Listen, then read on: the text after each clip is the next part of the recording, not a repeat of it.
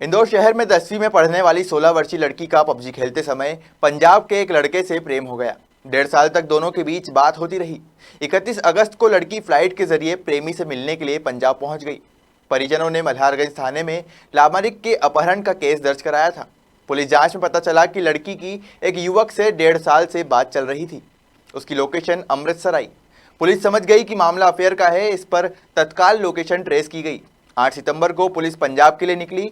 Police ने वहां पहुंचकर अमृतसर की सुभाष कॉलोनी में रहने वाले राहुल उर्फ अजय को गिरफ्तार किया। उसके पास लड़की भी बरामद की गई, जिसे परिजनों को सौंप दिया गया। जी का मामला आया था। 31 अगस्त को एक फरियादी पक्ष ने आके रिपोर्ट की थी, उनकी बच्ची कहीं चली गई है।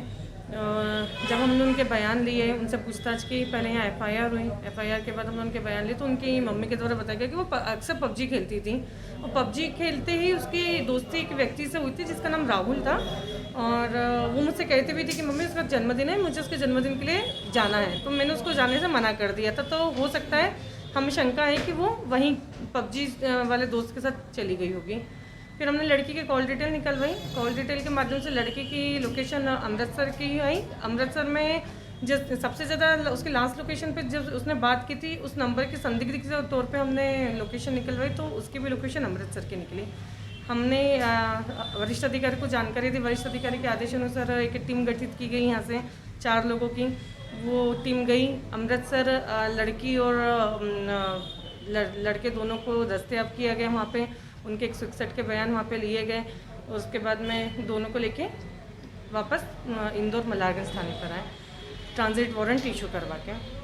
यहाँ पे आने के बाद 363 में फिर हमने लड़की के पूरक कथन 161 के लिए, लड़की के 164 के बयान लिए। लड़की के द्वारा 164 के बयान में भी यही बताया गया कि वो मेरा दोस्त था और 9 सितंबर को वो राहुल उर्फ अजय का जन्मदिन था, तो वो अपने दोस्त का जन्मदिन मनाने के लिए गई थी। और उसके मम्मी को ये बात पता थी, लेकिन उसकी मम्मी को शक था कि हो सकता कहीं और ना चली गई और उसके बिना बताए चली गई थी।